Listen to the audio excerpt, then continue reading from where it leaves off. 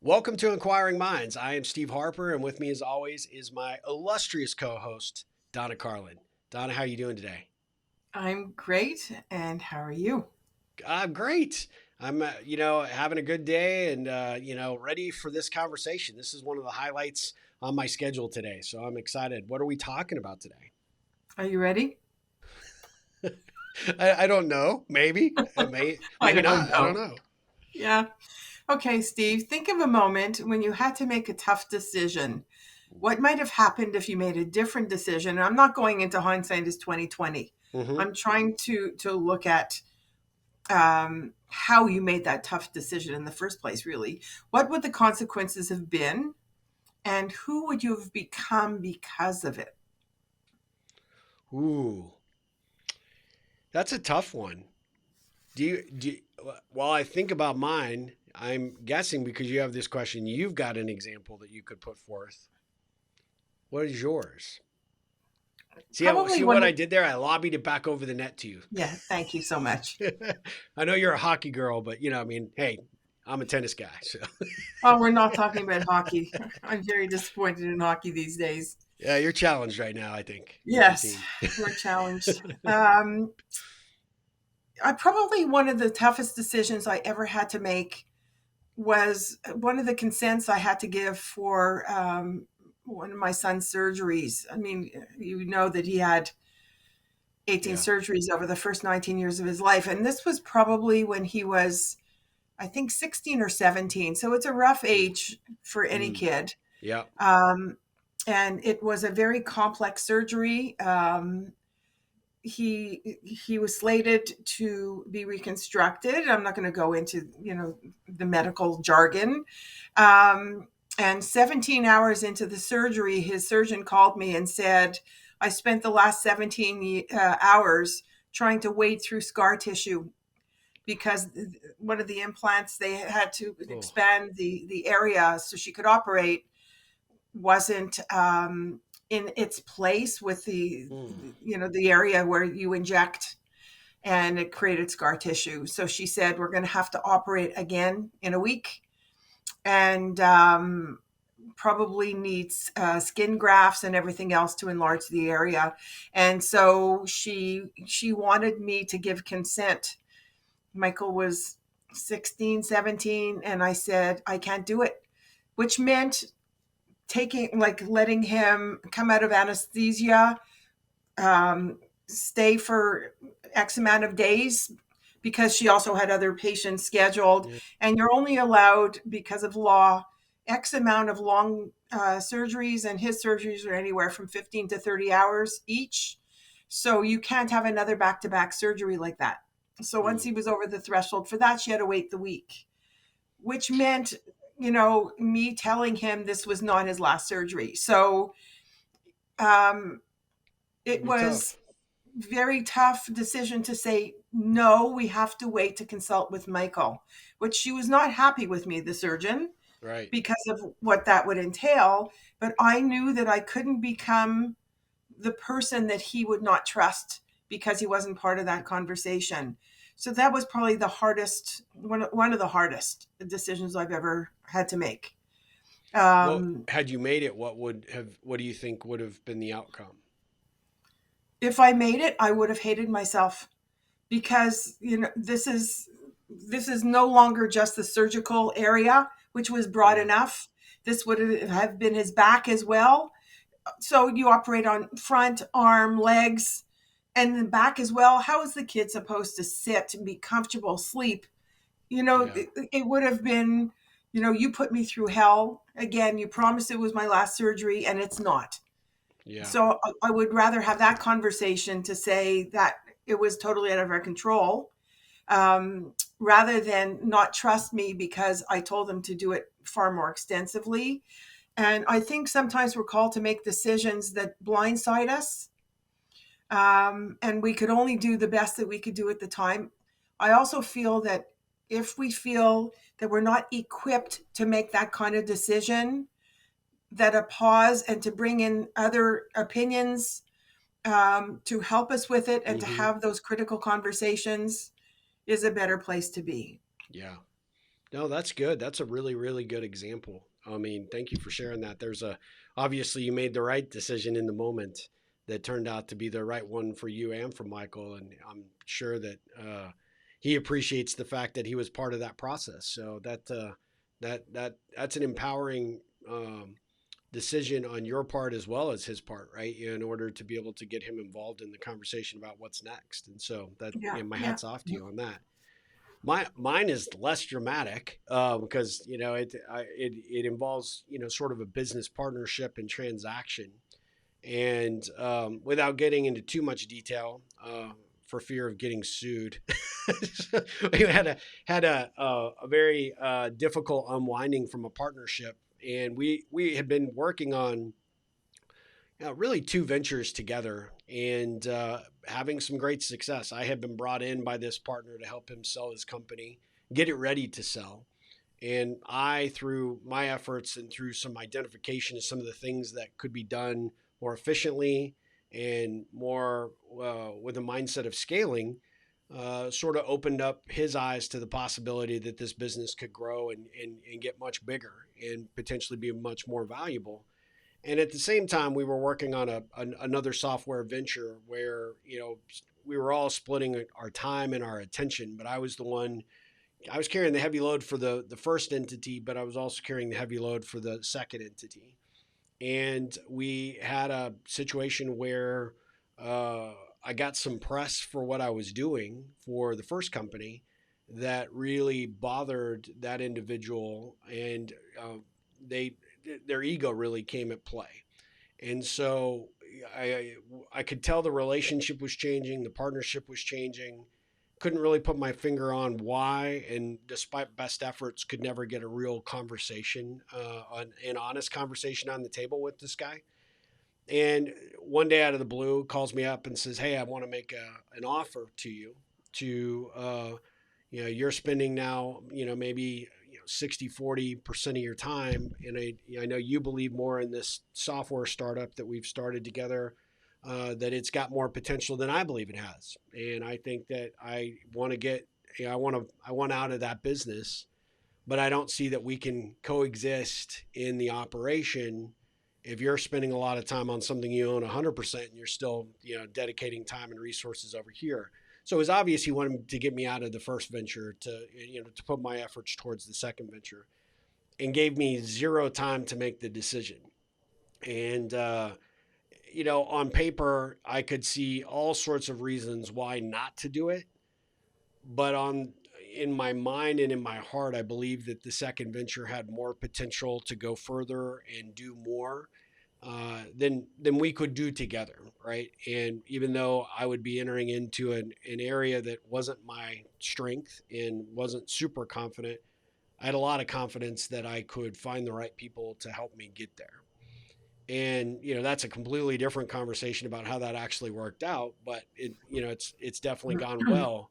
But had I made the other decision, I probably would have ended up losing both, right? yeah, I would have lost respect for myself because I would have probably caved to pressure to give up the second venture, which had potential, but that his motivation and inspiration behind it had run out. Mine was just getting started and was starting to actually have some traction, but because the other venture was cash flowing and growing, much because of what I had done to kind of stimulate that business, um, I probably would have caved to give up that one. And then we still would have arrived at a decision point because I was getting notoriety for the growth of this business. Yet he was the founder of the business to start.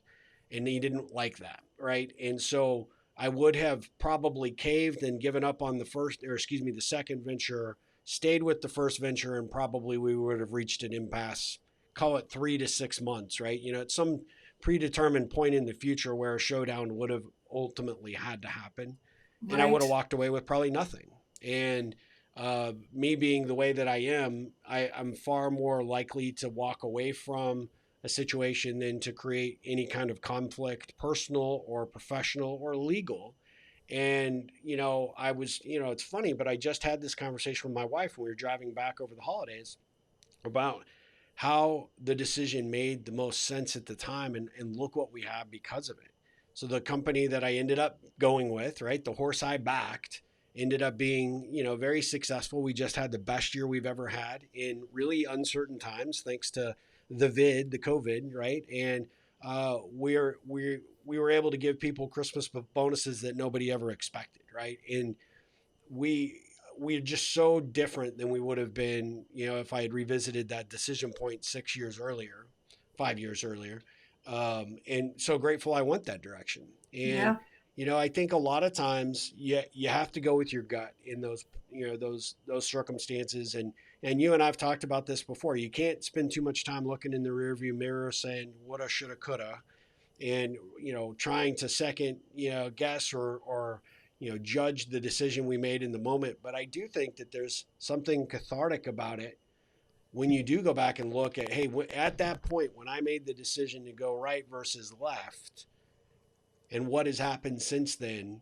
I think those things, those activities are useful because they do give you kind of a shot in the arm in terms of your confidence, your gut instinct, your ability to recognize, maybe even in the moment, recognize things that maybe you're not, truly, verbalizing or communicating or even, truly thinking about, but somehow, deeply embedded in you, which direction to inherently go. Like you did with Michael. Nope, this has to be a family decision. This has to be the time we have to stop. We have to, yes, I know this is more stress on everybody, but this is the direction you go. And so I just think that there is some value in going back and looking at those decision points. I often tell my coaching clients, if you looked at, kind of a Gantt chart of your life and you looked at all the big milestones and activities that happen and you chart those out on paper, looking at some of those big pivotal points, right? Those decision points that you've come across in your life. Take this job, move to this city, give up the orchestra and become, this amazing executive, world renowned executive coach that you are, right? All these things, there were decisions at that juncture. And when you go back to those moments in time and say, if I'd done it differently, or if I'd chosen the other path, what might have happened, it really does give you a true appreciation for what you actually have just gone through and experienced and where you are today and how that decision got you to where you are today. So, Yeah, one of the exercises that I do with my clients actually is a chart, a physical chart. So what they do is they draw like 0 to the yeah, age that they currently are right yeah, now. yeah, And depending on, I mean, if I'm working with somebody in their 30s, it's going to be a larger chart, like filled with more years. If I'm working with somebody who's 60, it's going to be like in decades rather than every yeah, 5 years. And within that chart, I want them to put like sideways the milestones, the memories, the failures, yeah, everything that they lived through. And they're going to start charting, the ups and downs of their life and the key yep, things that they remember that sit in their lives. And they're going to look at this and say, like, holy crap, this is quite amazing what I've actually achieved. Or I was in a huge slump and look where I am now. Like, it really shows them a physical image of their life. And then I ask them to chart, how long they think they're going to be productive.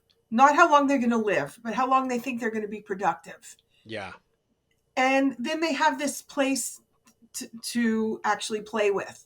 And within that, every decision, every choice you make is going to either contribute to a life that you love yeah, or one of obligation, or you fill in the blank, right? And it's yours to write.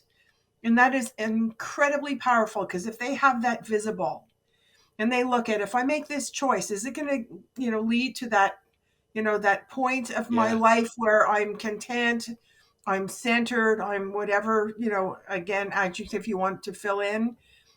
Yes. And every choice, every decision, the tough ones as well as the easy ones, is going to show you what you're made of.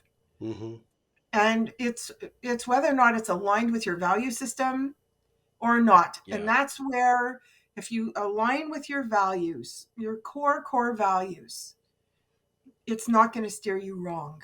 Yep. So that's why the piece, who will you become if you had made a different decision? I wouldn't have liked myself very much. And I don't think Yep. that you would have respected yourself very No. much if you No. made a different decision. And I think if we add that qualifier to the equation when we're having to make these tough decisions and live through our personal values, we will not go wrong. We might Yeah. have to make a different choice. If we didn't make a choice that served us, doesn't mean we can't make another choice. Yep. Yeah. It's funny because I had a friend that knew when that situation happened with mine, and that other business has gone on to do quite well. In fact, they have been very successful leveraging something that I could see could be monetized, which really spurred their growth. And I had a friend like, don't you feel like you're angry that you kind of gave up on that, or that you're missing out, or maybe this business gets sold for millions of dollars and you're not getting your piece. And I think potentially age and perspective have given me, a different appreciation for how to answer that question, which is, everything worked out the way it was supposed to work out. And that is the value of, being able to look at those things in the rearview mirror, to understand and appreciate the situations for what they were at the time that they were happening, and for being comfortable in the decisions that you made, like you said, trusting in the decisions you made to carry you forward to what you're doing today.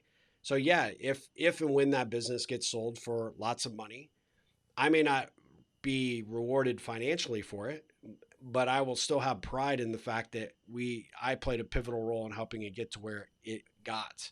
And they were able to realize true financial gain because of that.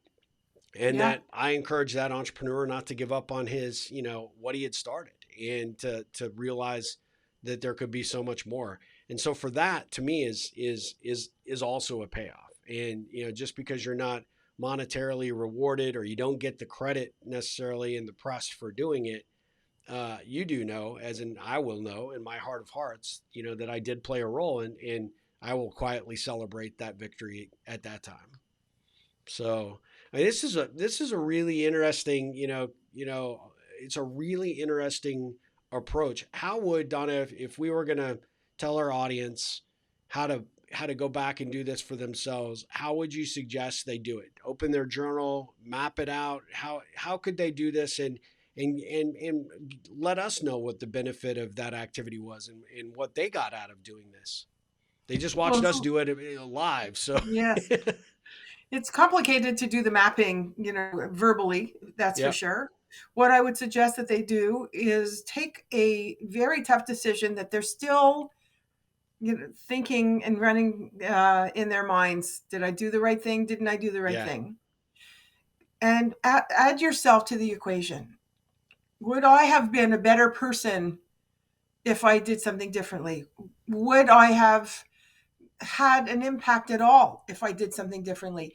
Throw yourself in the equation. Could I, live with myself if I made a different decision? Because once you add yourself to the equation, then you're looking at what could I have done, or what would I have done, or did I do what Yeah. gives me overall peace and comfort, that I could not only live with what I did, but it's aligned with my core values. And I know that there's no easy way, forward with something like this, but it made me a better person in doing so. And if Yeah. the answer is opposite that, ask yourself, if I had made a different decision and I think I would have been a better person for it, how do I pay that forward? Yeah. What is it that I could do from this moment on to help me become that person and live within my core values in future? Because you can't go back, you can only go forward. So use it as a pivot, use it as a building block or a foundational piece to move forward. But not revisiting it, it'll still weigh on your mind if it's something that you think about on a regular basis. Yeah. Just process it in every which way that you can, so that you could be at peace, at least for reviewing it and understanding that if it something similar happens again, you'll go a different route. Yeah. No, that's great. Great advice. Well, as we wrap up this particular conversation, Donna, how can people get involved in what we're trying to create here with Inquiring Minds? This is an absolute perfect opportunity, apropos to what you just asked, to continue the conversation on our Facebook page, which is Inquiring Minds with Donna Carlin and Steve Harper. Join the group and ask these questions. Ask us, what is it that we could do in order to do this? Because we're happy to have that conversation with you through that platform so we could take it deeper. You could also get us through our websites, rebelcentral.com for Steve and donnacarlin.com for me. And all our social media links are on there as well. And we post regularly on everything. So, join in the conversation and let us know if this impacted you. Absolutely. We would definitely welcome that. We'd appreciate it. We're several of these great conversations have come directly from our listener feedback. So we appreciate that and encourage you to do and give us more things that you'd like to hear us have conversations about in the future. So Donna, thank you so much. This was awesome. What an incredible conversation as they all are. And I'm so grateful for the opportunity to have them with you. And it's the highlight of my week. I got to be honest with you. I just love doing this. So thank you so much for Me today. too. And I hope you have a fantastic rest of your week. You too. And just stay well and looking forward to next week. All right. Y'all take care and we'll see you soon. Bye for now.